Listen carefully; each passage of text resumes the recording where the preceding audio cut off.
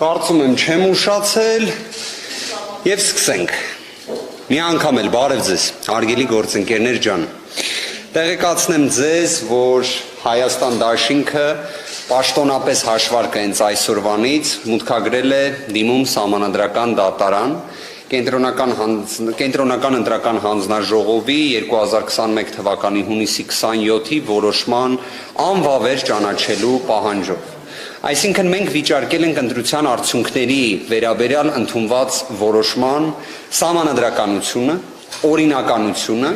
եւ նաեւ փաստական հանգամանքները, որոնք կան։ Ես այսպես ձևակերպեմ, Սահմանադրական դատարանը նշված դիմումը քննության առարկա է դարձնելու թե այդպես կոչված քանակական խախտումների իմաստով, դա կարելի ասել ընտրական տեղամասերում առկա տվյալներն են, որոնք մենք ներկայացրել ենք, այսինքն բուն քվեարկության օրվա վերաբերյալ խնդիրները, ինչպես նաև որակական իմաստով է Սահմանադրական դատարանը քննության առարկա դարձնելու։ Սա արդեն վերաբերելու է այն խումբ հարցերին, որոնք մենք ներկայացնում ենք սկսված մայիսի 10-ից նույնիսկ, կարող ենք ելակետը դա վերցնել կամ մի քիչ նույնիսկ ավելի հետ գնանք դեպի ապրիլի 25։ Ես կարող եմ ասել, որ մենք ներկայացրել ենք դիմումը 12 կետից բաղկացած խնդիրների մանրամասն վերլուծությամբ, կից փաստաթղթերով եւ դրանց վերաբերյալ մեր հիմնավորումներով։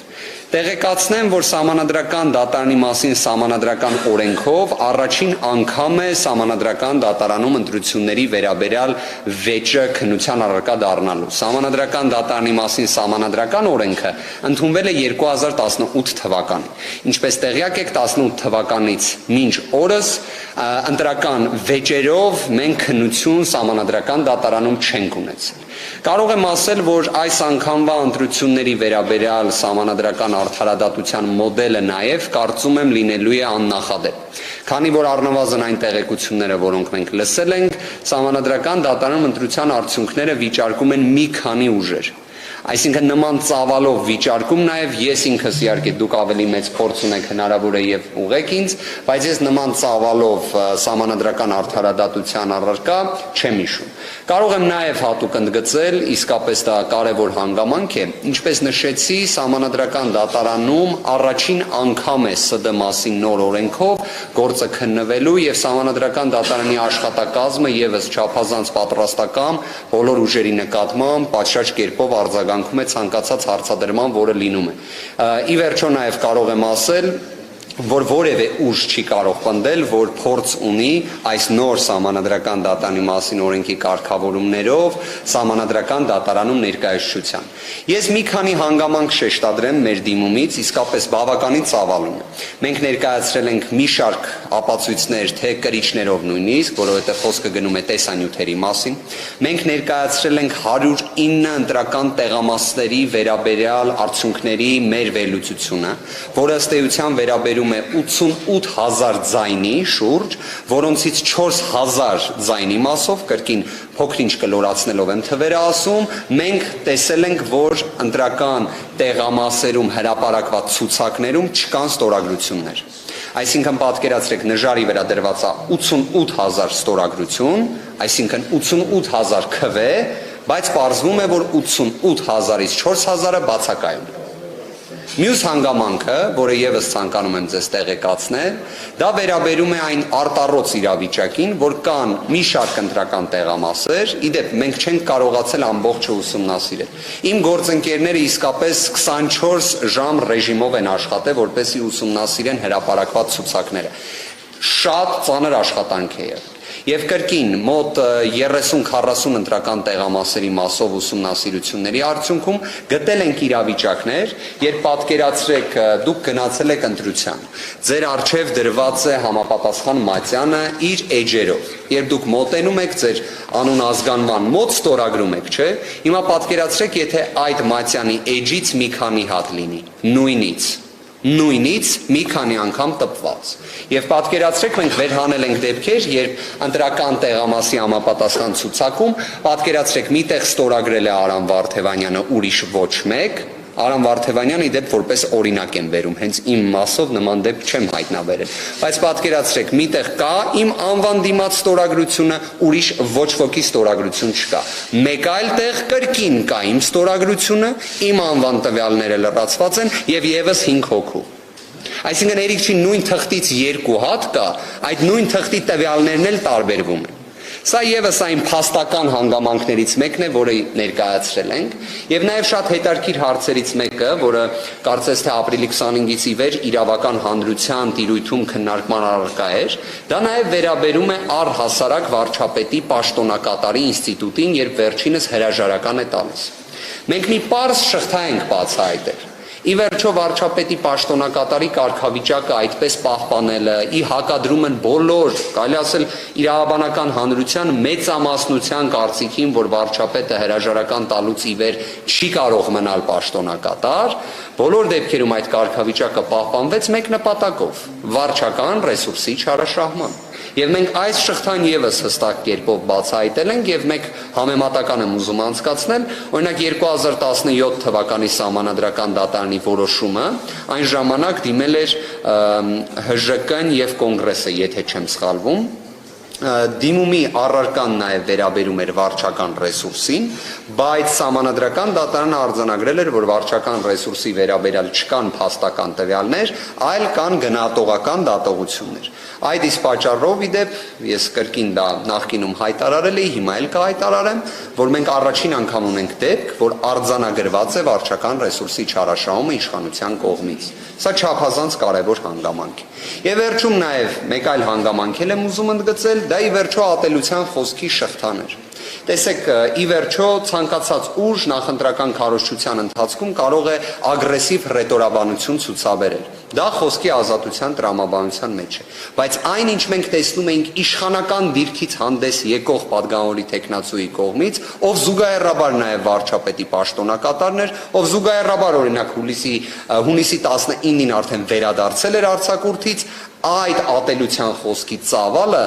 անգերազանցելի էր։ Ցանկացած ուժ չէր կարող գերազանցել նման ատելության խոսքի ծավալը։ Ես չեմ կարող հիմա արտաբերել այն ամենը, ինչ վերջինն իսկ կողմից հայտարարվում էր, զուտ կոռեկտությունից ելնելով, բայց ի սկզբանե կարող եմ ասել, որ այդ բոլոր արտահայտությունները Սահմանադրական դատարանում քննության առարկա դառնալու են։ Սահմանադրական դատարանում այդ արտահայտությունները հնչեցվելու են։ Եվ Սահմանադրական դատարանը նաև պետք է քննության առարկա դարձնի այն հանգամանքը, իդեպ փաստը, որ վարչական դատարանը արձանագրել էր դրա ոչ իրավաչափ բնույթը եւ միատել արձանագրել էր, որ կենտրոնական ընտրական հանձնաժողովը մատնված էր անգործության։ Ես կարող եմ ասել, որ դիմումի ընդհանուր ծավալը առավել քան մեծ է։ Ես իհարկե էջերով, թվաքանակներով չեմ ուզում ձեզ հիմա ծանրաբեռնել։ Կարող եմ ասել, որ բավականին հետաքրքիր քննություն կունենանք Սահմանադրական դատարանում։ Սահմանադրական դատարանում Հայաստան Դաշինքի ներկայացուցիչ հանդես կգամ ես։ Իհարկե, ինչպես նշեցի, Սահմանադրական դատարանում արդարադատության փորձ ունեմ 2012 թվականից, բայց ընտրական վեճերով փորձ որևէ մեկը 2018 թվականի ՍԴՄԱՍ-ի նոր օրենքով չունի։ Հետևաբար կտեսնենք ինչպես կզարգանան իրադարձությունները, մենք ձեզ տեղյակ կպահենք զարգացումներից, սիրով կպատասխանեմ ձեր հարցերին։ Խնդրեմ։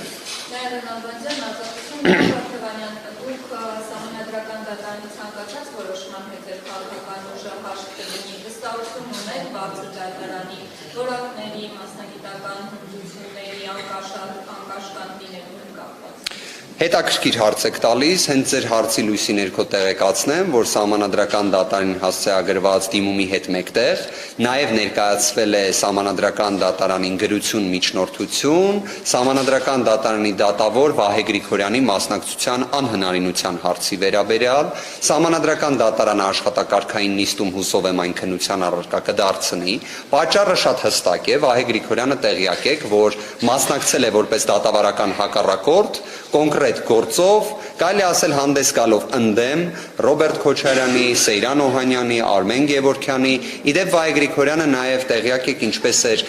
կարելի ասել որպես մասնագետ, իդեպ ես այդպիսի կարծիք ունեմ, թեև չկարծելով, որ 300.1-ը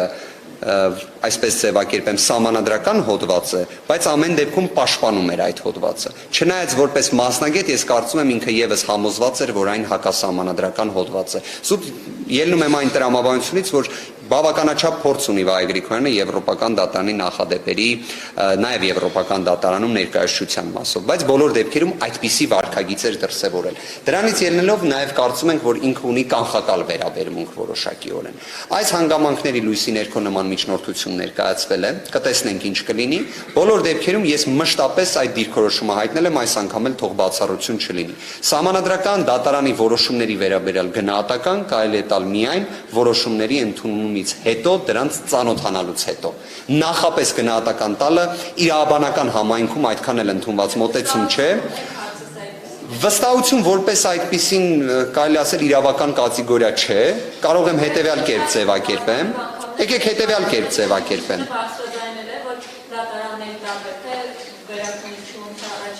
Իդեպ դա բացառություններից մեկն էր, որ ուզում էի ասել, որ այո, բացառություն են կազմում այն դեպքերը, երբ ենթադրենք վերաքննիչ քրեական դատարանում ունենք օրինակ մի քանի շատ հայտնի դատավորներ ճակերտներում, առաջին ատյանում եւս ունենք նման դատավորներ, որոնք օրինակ կարող են հունիսի 20-ին խուզարկության թույլտվություն տալ։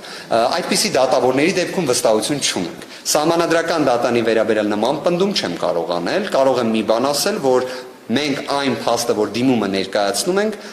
կանխավարկած այնպիսինն է, որ պետք է ունենանք սահմանադրական արդարադատություն։ Իսկ ընդհանուր գնահատականը որոշման ուսումնասիրումից հետո։ Իդեպ որոշումն էլ մեկ անգամ եւս տեղեկացնեմ, չի կարող ուշ լինել, քան 15-օրյա ժամկետը մուտքագրման օրվանից։ Մուտքագրման օրվա հաշվարկը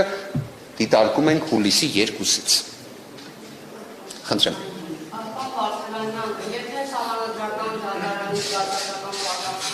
Հնարավոր է Հայաստան դաշինքը փողոցային պայքարի ցարերի դիմի եւ ինչպես նաեւ դաշինքը հայտարարել է ՍԴ դիմելու հետ կապված քաղաքական կոնսուլտացիաներ եւ երկու ուժերով նույնպես ՍԴ վիճակեցին արդյունքներ ընտրության առանձին անձնագրերի միասնական ձևով հանդես չեկավ Իդեպ միասնական դիմումով հանդես գալու կառուցակարգ որպես այդպիսին ես օրինակ որպես մասնագետ եմ ասում, ես այդքան էլ պատշաճ չեմ տեսնում դա սահմանադրական դատարանի մասին սահմանադրական օրենքի լույսի ներքո, կարծում եմ օրինակ ես ինքս հրապարակային հայտարարություններին հետևել եմ, թե ենթադրենք Զարթոնքը պատիվ ունեմը ինչպիսի դիրքորոշումներ են ներկայացրել, որոնք ենթադրում են պետք է բարձրաձայնվեն սահմանադրական դատարանում, բավականին հետաքրքիր հարցեր են։ Ես կարծում եմ որոշ հարցերի վերաբերել նաև նույնիսկ կարող է լինել, որ կարելի ասել ոչ թե համընկնում, այլ համանման դիրքորոշում լինի, որը եւս նորմալ երևույթ եմ համարում, իսկ ինչ վերաբերում է սահմանադրական դատարանի որոշումից հետո ես կարող եմ հետեւյալը արձանագրել։ Հայաստանյան իրավական կամ քաղաքական մշակույթում կարծես թե դուք եւս կփաստեք, որ մոտեցում, երբ հարցը իսկապես նման այսպես ձևակերպեմ քաղաքակիրթ իրավական ձևով է դիտարկվում, չնայած այնպիսի մտահոգությունների, որոնք մենք բարձրաձայնում ենք, օրինակ 200,000 ավելի ձայնի հետ կապված մեր մտահոգությունները, բայց դրանք փորձում ենք առանց որևէ հասարակական տրամադրությունների, այսպես ասենք, սրման, բախման, առանց նման վարքագծի դա կարող եմ ձևակերպել, որ Հայաստան դաշինքի վարքականոնին է բնորոշ։ Դուք կհիշեք նաև, երբ այդպիսի ատելության խոսք էր գեներացվում, Հայաստան դաշինքը նման կերպ երբեք չարձագանքեց։ Խնդրեմ։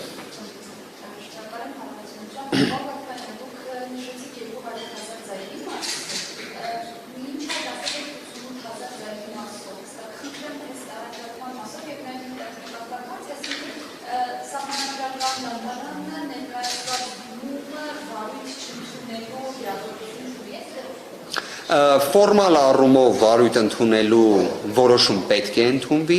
ընդհանուր մինչև ճշգրտումներ կատարելու անհրաժեշտություններ էլ կարող են լինել, որը կրկին նորմալ երևույթ է, որտեղ ես ուզում եմ հատուկ ընդգծել այն, ինչը խոսքի սկզբում ասացի։ Առաջին անգամ է այս դրույթը սահմանադրական դատարանի մասին սահմանադրական օրենքի 77-րդ հոդվածի մասին է խոսքը իրացվում պրակտիկայում։ Հետևաբար վարույթ ընդունելու որոշում պետք է լինի, այլ արծե որ դրան ներկայացվող պահանջներն են շատ կարելի ասել նվազ, քան օրինակ անհատական գանգատի կամ ազգային ժողովի կողմից ենթադրենք 1/5-րդի պատգամավորի դիմումների դեպքում։ Շատ ավելի մեղմ է վարույթ ընդունելու չափանիշները, որ կարելի ասել որոշակիորեն ֆորմալ բնույթ է կրում։ Ինչ վերաբերում է 88,000, հարգելիներս, ես հնչացրեցի մի թիվ, որը նոր թիվ է։ Այսինքն նախկինում երբևէ չբարձրաձայնված հանգամանք էին ներկայացնում։ Դուք տեղյակ եք, մինչ այդ իմ կողմից բարձրաձայնվել էր հետևյալը։ Մենք դեպք ունենք, որ 1,280,000 ընտրողների պայմաններում 109,000-ի անձնագրերը չեն աշխատում։ Իդեպ ես ինչ եմ ուզում այստեղ շատ հստակ ֆիքսենք։ Ընտրական օրենսգիրքը ընդհանուր կանոն է սահմանել, որ անձնագրերը պետք է աշխատեն, որ այդ վերիֆիկացման մեխանիզմը լուսանկար դուրս գալու պետք է պատշաճ լինի, որ վստահված անձին, ընտրական անձնաժողովի, ընտրական տեղամասի անդամները եւ այլն կարողանան իրենց պարտականությունները պատշաճ կատարեն։ Այդ իրավիճակներից հատուկ կենտ բացառությունների հնարավորություն ընտրական օրենսգիրքը եւս նախատեսում, որ ենթադրենք անձնագիրը չի աշխատում։ Բայց դուք պատկերացնում եք, այդ ենթադրենք անձնագիրը չի աշխատում, գրեթե 10%-ն է ընտրողների։ Սա նորմալ չէ։ Հարցերից մեկը, որը կարող է առաջանալ ձեզ մոտ, իսկ օրինակ նախկինում ինչպես է եղել։ Նախկինում ենթադրենք 2017 թվականին չաշխատող անձնագրերի թիվը եղել է 230,000։ Բայց այստեղ մեկ հանգամանք կա։ Այդ համակարգը վերիֆիկացման, անձանց ինքնության ստուգման ներդրվել էր 2016 թվականին։ Ընտրական օրենսգիրքը ընդունվել էր 2016 թվականին։ Եվ 2018-ի ընտրությունների ժամանակ արդեն այդ թիվը հասել էր 130,000-ի, այսինքն չաշխատող անձնագրերի։ Բայց 3 տարում 130-ը դարձավ 109, այդ ոնց տենց կտրուկ պակասեց դրանց նվազման տեմպը։ Եվ ես կարող եմ մի բան հստակ ասել։ Այդ 109,000 անձնագրից յուրաքանչյուրը կասկածի տակ է։ Յուրաքանչյուրի մասով մեզանից յուրաքանչյուրը կարող է մտածել, որ այն կեղծված է։ Ոչ թե անձնագիրը, այլ քվեն։ Մյուս հանգամանքը, որը բարձրաձայնել էինք, վերաբերում էր 23,000 շուրջ դեպքին, որտեղ լուսանկարը պարզապես դուրս չի եկել։ Այսինքն անձնագրերը այդպես ձևակերպենք հին անձնագրեր են։ Բայց հարց է առաջանում. բա պետությունը ինչի այդ խնդիրը չի լուծել։ Չէ՞ որ պետությունը ունի պոզիտիվ պարտականություն։ Իդեպ խոսքը վերաբերում է 2008 թվականի անձնագրերի մասին, մինչև 2008 թվականի։ Իսկ ինչի պետությունը չէր կարող այդ խնդիրը լուծել։ Օրինակ յուրաքանչյուր քաղաքացու համար այդ նույն 23,000 քաղաքացիների համար պատրաստ էր նոր անձնագրերը, որոնք կլինեին պատշաճ գործող ընտրությունների ժամանակ։ Պետությունը չուներ այդ ռեսուրսը։ Չէ՞ որ պետությունը պետք է շահագրգռված լինի, որ ընտրությունները լինեն վստահելի, լինեն հավասար, լինեն արդար։ Սա պետության պարտականությունն է, որը վերջինս չի կատարել։ Եվ չկատարելով կասկածի տակ է դրել այդ քվեները։ Եվ իհարկե նաև զինծառայողների վերաբերյալ քվեները ունենք, որը ես իդեպ ստիպված եմ ճակերտներում նշել 10,000 կամ 11,000 քվեն, 10,933, եթե չեմ սխալվում։ Որտեղ մենք չգիտենք, արդյոք դա է ճիշտ թիվը, թե ոչ։ Որտեղ ամբողջ գործընթացը եղել է գաղտնի, ամբողջ։ Բայց գիտեք ինչն է հետարքիր։ Այն գաղտնի է եղել քաղաքական ուժերի համար։ Բայց պատկերացրեք մի իրավիճակ, հիպոթետիկ, հետո կհասկանաք, որ դա բավականին էլ պրակտիկ է։ Քաղաքական ուժերից մեկը իշխանական դիրքերից է հանդես գալիս։ Այդ իշխանական դիրքերից հանդես եկող ուժի առաջին իսկ համարը, ղեկավարը այլ կերպ ասած, նաև վարչապետի պաշտոնակատարը։ Իսկ վարչապետի պաշտոնակատարը գիտեք, որևէ պետական գաղտնիք կազմող տեղեկությունից, կարելի ասել սահմանափակում չունի։ Վարչապետի պաշտոնակատարը կարող էր ցանկացած պահի ճշտել։ Օրինակ, որքան զինվորներ են, որ պետք է մասնակցեն ընտրություններին։ Մոտավոր ցանկը ինչպիսին է։ Ովքեր են այդ զինծառայողները։ Մոտավոր որտեղ են իրենք քվեարկելու։ Այսինքն այդ տեղեկությունը գաղտնի է մեզ համար, բայց գաղտնի չէ քաղաքական հակառակորդ ուժի ղեկավարի համար։ Այս դրա համար ենք ասում, որ վարչական ռեսուրսի չարաշահման ծավալները հասել են նաև նման դեպքերում առհասարակ ընտրության հավասարության եւ պատշաճության վրա, եւ սա փաստացի ունեցել է կազմակերպված բնույթ։ Այս թվերի հանրագումարը, որ դուք ընդհանուր դիտարկեք, ու այդ 88,000-ը, որը հնչացրեցինք, դա 109 ընտրական տեղամասի ուսումնասիրությունն է։ 2008 ընտրական տեղամասում։ Եթե էքստրապոլյացիա անենք այս թիվը, դուք պատկերացնում եք ինչ թվի մասին է խոսքը։ Արդեն նույնիսկ 200,000-ից էլ ավել ձայնի մասին է խոսքը այդ դեպքում։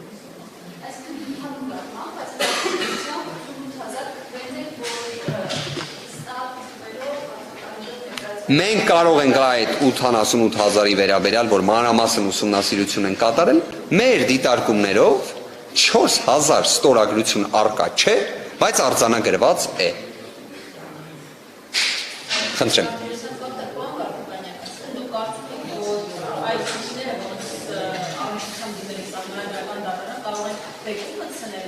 ստացած ձայների հարաբերակցության մեջ եւ մասնավորապես ձեր ելույթ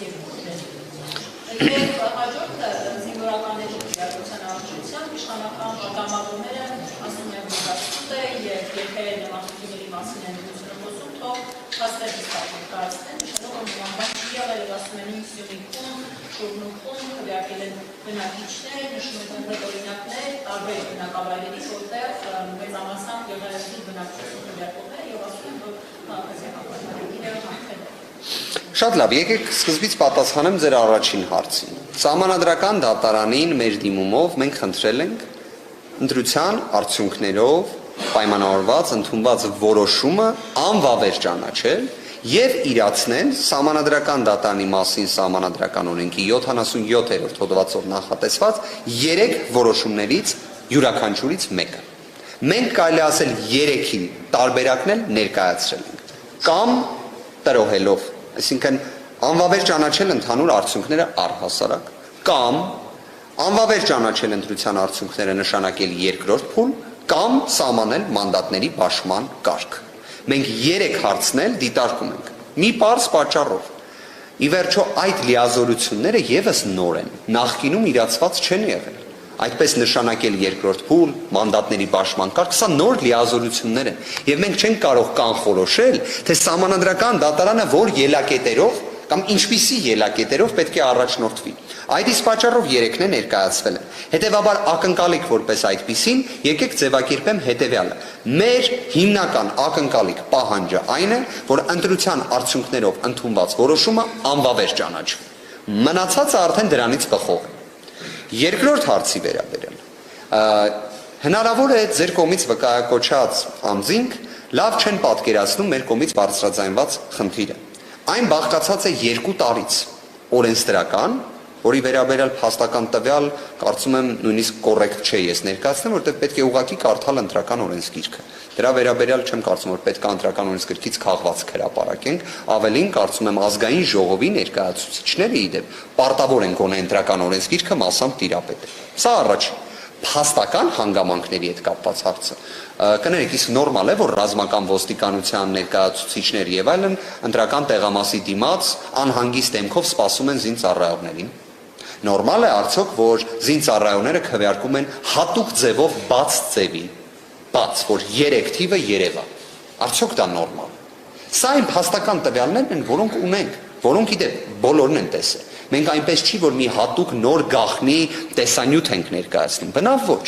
Այս փաստական հանգամանքները կարող են տպավորություն թողել, որ զինվորները անկախ չեն եղել։ Այո։ Մի հատ եկեք այլ օրինակ բերեմ։ Հիմա եթե ենթադրենք դուք կամ ձեր հարազատներից մեկը ընտրական տեղամաս ավտոբուսով 100 հոգու տանի։ Եվ այդ ավտոբուսից դուրս գան 100 հոգին, գնան քվեարկեն, նորից հետ գան նստեն ավտոբուսը եւ ենթադրենք այդ X անձն էլ սպասի իրենց, մի հատ նայի տենա ոնց են, նորմալ է ամեն ինչ, դուրս են գալի եւ այլն ու հետո տանի։ Ես վստահ եմ, որ թե դուք, թե ձեր գործընկերները առնվազն վստահ կարող եմ ասել, նախկինում նաեւ նման հայտարարություններ արվում էին։ Ասելու էին, որ ընտրողի ազատ կամքի վրա ազդել են։ Ոնց կարելի է ավտոբուսով բերել ընտրողներին, չէ՞։ Պատկերացրեք զինծառայողներին հենց այդպես բերում են։ Զինծառայողներին բերելուց նաև բերում են հենց իրենց որոշակի զինվորական վերադասի ներկայությամբ։ Արդյոք դրանով կամքը, ազատությունը պատշաճ է լինում, թե ոչ։ Եվ երկրորդ հարցը, այդ 10933-ի դեպքում ես չգիտեմ քանիսն են զինապարտները, որոնք պարտադիր ժամկետային զինվորական ծառայության մեջ են գտնվում։ Քանիսն են սպայական անձնակազմի ներկայացուցիչները։ Իդեպ Շուռնուխի, Սյունիքի մարզի այլ համայնքների վերաբերյալ շատ հասարակ ճշմարտություն է։ Բազմաթիվ ոստիկանության ծառայողներ են քվեարկել Երևանից։ Սա հրապարակված է։ Այսինքն մուտք են գործում Elections.am, արտահերթ ընտրություններ բաժին, հրապարակված ստորագրված ցուցակներ բաժին։ Եվ տեսնում են Սյունիքում։ Բազմաթիվ են իրենք։ Ինչի էր որոշվել, որ օրինակ լիքը ոստիկան Երևանից պետքա գնա Սյունիքում քվեարկի։ Այդ հարցի հասցեատերը ես չեմ։ Դա ոստիկանությունն է։ Այս շատ հետաքրքիր կլինի իրենց պատասխանը լսել։ Խնդրեմ։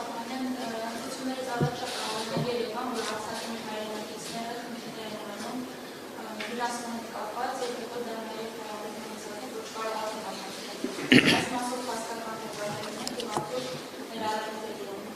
Շատ ճիշտ հարց եք տալիս, 12 խնդիրներից մեկը նաև, որը ես ներկայացրեցի, վերաբերում է նաև հենց այդ հարցին։ Երբ ունենք մեր հայրենակիցներին, ովքեր ունեն Հայաստանի Հանրապետության քաղաքացու անձնագիր, այնպես ինչպես մեզանից յուրաքանչյուրը, ես, դուք, մյուսները, բայց իրենց թույլ չեն տվել մասնակցել ընտրություններին։ Ունենք նաև փաստական տվյալ, թե ինչպես է անձնագրային վիզաների վարչությունը մերժել նշված անձանց։ Քանակը, ծավալը չգիտենք։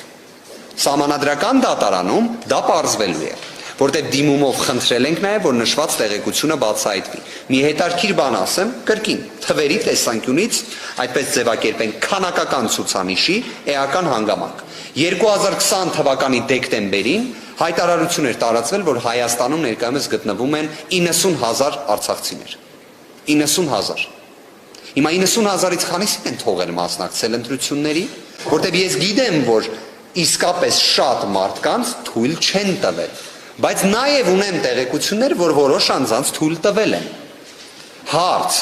ո՞նց են որոշել ում թույլ տալ, ում թույլ չտալ։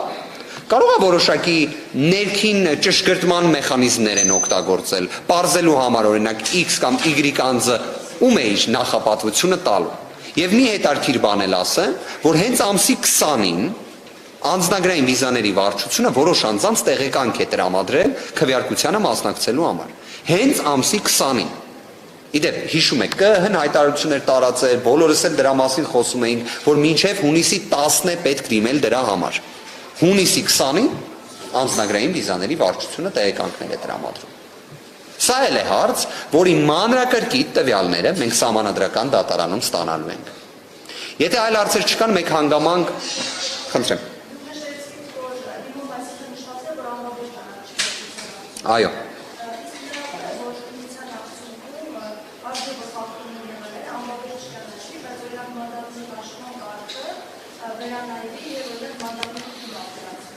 Հետարքիր հարց եք տալիս, կրկին պետք է այս հանգամանքը նշեմ ու սա իդեպ պատական չեմ նշում, որտեղ վստահ եմ մենք բոլորս միասին շատ ավելի հստակ ենք պատկերացնելու այս գործընթացի արդյունքում սահմանադրական դատարանի այդ նոր լիազորությունը մանդատների պաշտման կարգ սահմանելու վերաբերյալ։ Սա իսկապես նաև մասնագիտական առումով էլ շատ հետարքիր հարց է։ Տեսեք, բոլոր դեպքերում արդյունքները պետք է անվավեր ճանաչվեն, որ սահմանվի մանդատների պաշտման նոր կարգ։ Այսինքն մշտապես այդ հանգամանքներից յուրաքանչյուրին երկրորդ փուլ մանդատների պաշտման կարգ կամ առհասարակ անվավեր ճանաչել արդյունքները պետք է սկզբից ԿՀ որոշումը անվավեր ճանաչես։ Այսինքն անվավեր ճանաչելուն կարող է հաջորդել այդ 3 տարբերակներից մեկը եւ կարող է նաեւ դա լինել։ Մենք դիմումով չենք սահմանափակել սահմանադրական դատարանին, որտեղ գտնում ենք չէինք էլ կարող։ Քանի որ սա իսկապես նոր գործիք է, որը նոր պետք է իրացվի։ Եթե այլ հարցեր չկան, ես մեկ բան եմ ուզում նշել, հարգելի գործընկերներ, դուք տեղյակ եք նաև, որ արդեն 10 օրից ավել է պրոֆեսոր Արմեն Չարչյանը գտնվում է կալանավորվածի կարգավիճակում։ Գտնվում է այս պահին իհարկե հիվանդանոցում առողջական խնդիրներով պայմանավորված։ Ես ձեզ հիշեցնեմ, որ մեր կողմից ներկայացվել էր անձնական երաշխավորություն, որպես խափաման միջոց կիրառելու միջնորդություն։ Դատախազությունը 7 падգամավորի եւ 3 առավել հեղինակավոր վստահություն վայելող բժիշկների երաշխավորումը մերժել էր գիտեք ինչ հիմքով, որ դեռ պետք է կատարվեն քննչական գործողություններ, որ դեռ խոչընդոտելու ռիսկը, որը պայմանավորված էր պարզապես վկաներ լսելով, դեռ առկա է։ Գիտեք ինչ եղավ այսօր։ Իդեպ այդ որոշումը ստացել ենք 2 օր առաջ, մերժելու մասին։ Այսօր պարզվեց նախաքննության ավարտ է հայտարարում հատուկ քննչական ծառայությունը։ Նախաքննության ավարտը հիշեցնեմ ինչ է իրենից ենթադրում։ Նախաքննության ավարտը նշանակում է, որ էլ ոչ մեկի չեն ուզում լսել, ոչ մեկի չեն ուզում հարցաքննել, գործը ավարտել են։ Հիմա օրինակ ինչպես վերաբերվել այսպիսի դատախազությանը։ Իհարկե 3 իրենց տոններ դատախազներ կան, որոնք չափազանց պարկեշտ անձնավորություններ են, անխոս, բայց ոնց կարելի է այսպիսի մոտեցում ցուցաբերել։ Ասել հələ դեռ գործ ունենք անելու, դրա համար երաշխավորությունը մերժում ենք, 2 օր հետո ասել նախաքննության ավարտը։ Սա անկեղծ եմ ասում, սա մարդկային ճակատագրի, կյանքի համար պատասխանատվություն ստանձնած դատախազության վարքագիծ է, Երկրորդ հանգամանքը Արմինե Մելիքսեթյանը դատավոր, երբ խոչընդոտելու ռիսկը գնահատել էր, որ առկա է իբրև, գտել էր, որ այն պետք է բավարարվի միայն 1 ամսով, 2 ամսվա փոխարեն կալանավորումը, եւ հիմք էր դիտարկել կրկին, որ կան դեռ վկաներում պետք է լսել, եւ այն, որ Արմեն Չարչյանը հանդիսանում է Իզմիրլյան ԲԿ-ի տնօրենը եւ փաստացի այդ վկաների վերադասը։ 3 Իզմիրլյան ԲԿ-ն հայտարարություն տարածեց, ես նաև ռեգիստրից վերցրեցի քաղվածք, իրավաբանական անձանց ռեգիստրի մասին է խոսքը, համաձայն որի 30-ը զրովեց 2021 թվականից Արմեն Չարչյանը Իզմիրլյան ԲԿ-ի տնօրենը չէ։ Ու այս պայմաններում նախաքննության ավարտ տնօրեն չէ։ Այս երկու հիմքն էլ չկան, բայց Արմեն Չարչյանը դեռ կալանավորված է։ Ժամը 17:00-ին էլ կունենանք դատական նիստ վերաքննիչ քրեական դատարանում, ես եւս մասնակցելու եմ, Էրիկա Ալեքսանյան իմ գործընկերը, հիմնական պաշտպան որպես, տեսնենք ինչ զարգացումներ կունենանք, ձեզ եւս տեղյակ կտանք։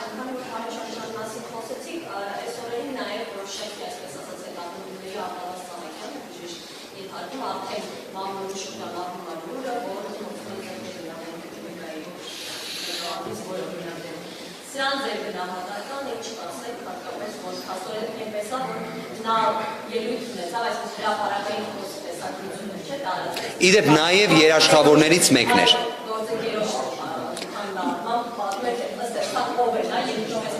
Իդեպ այն 3 բժիշկներից մեկը հենց պարոն Սահակյանն էր, ով իդեպ ես կարծում եմ շատ-շատերն են տեղյակ, ինչ լեգենդար բժիշկի մասին է խոսքը։ Պարոն Սահակյանը ի վերջո կարելի ասել կյանքեր փրկած Արցախյան առաջին պատերազմից մինչև ապրիլյան պատերազմ, մինչև վերջին 44 օրյա պատերազմ, իսկապես հրաշքներ գործած բժիշկ, ումով կարելի ասել շատ-շատ մարդիկ իրենց ճակատագրերը փրկելու տեսանկյունից ամբողջ կյանքով մեկ շնորհակալ են։ Մենք խոսում ենք այդպիսի բժիշկի մասին։ Եվ նման վարքագիծ պարոն Սահակյանի նկատմամբ ես անկեղծ եմ ասում, չեմ կարող պատկերացնել ինչ արժեքային ճգնաժամ պետք է լինի, որ մենք դրա ականատեսը լինենք։ Ի վերջո ես հույս ունեմ, որ բժշկական համայնքը շատ պատշաճ գնահատական կտա դրան։ Ես օրինակ շատ լավ տեղյակ եմ, որ մի շարք բժիշկներ, հարյուրավոր, ուզում էին օրինակ պրոֆեսոր Չարչյանի կալանավորման փաստի ուժով գործադուլ անեին։ Բայց պատկերացնում եք բժշկի կողմից գործադուլը ինչ ծանր երևույթ է։ Եվ ես կարող եմ ասել, որ նույն օրինակ պրոֆեսոր Չարչյանը եւս դրան կտրուկ դեմ էր եւ այլն։ Բայց այսպիսի վարքագծով մենք միգուցե արդեն ստիպված դա պետք է տեսնենք, որը ամենայն անկեղծությամբ, այսինքն փորձենք իրավիճակին սթափ մոտենալ։ Սա նորմալ չէ։ Չի կարելի նման անձանց, որոնցով մեզ այն յուրաքանչյուրը կարող է հպարտ լինել, պարծենալ, նման վարքագիծ դրսևորել։ Սա անընդունելի է։ Եվ ես հույս ունեմ, որ իսկապես կսթափվեն այն անձինք, որոնք նման գործողություններ են ուզում ձեռնարկել, զերծ կմնան նման վարքագծից, որտեղ մյուս նժարի վրա մարդկանց կյանքերը եւ առողջությունն է։ Թե պարոն Սահակյանը, թե պրոֆեսոր Չարչյանը իրենք ամենօրյա ռեժիմով մարդկանց ճակատագրերի հետ գործում են, կյանքի եւ առողջության հետ գործում են։ Իսկապես կարելի ասել մի ինչ-որ սահման կա, չէ՞ որ չարժի դա անցնել։ Առնվազն տրամաբանությունը կարող է դա ուշել նաև պարոն Սահակյանի որդին, Արամը Սահակյան, ով եւս շատ տաղանդավոր բժիշկ է, նաև Հայաստան Դաշինքի թիմի անդամ է։ Դա նորություն չէ։ Եվ ես ենթադրում եմ հնարավոր է դա էլ որոշակի առնչություն ունենա։ Բայց ես նորից եմ ասում, նման բոլոր վարքագծային դրսևորումներին արձագանք տրվելու է, այդ թվում իրավական, վստահ եմ։ Շնորհակալություն հարգելի գործընկերներ։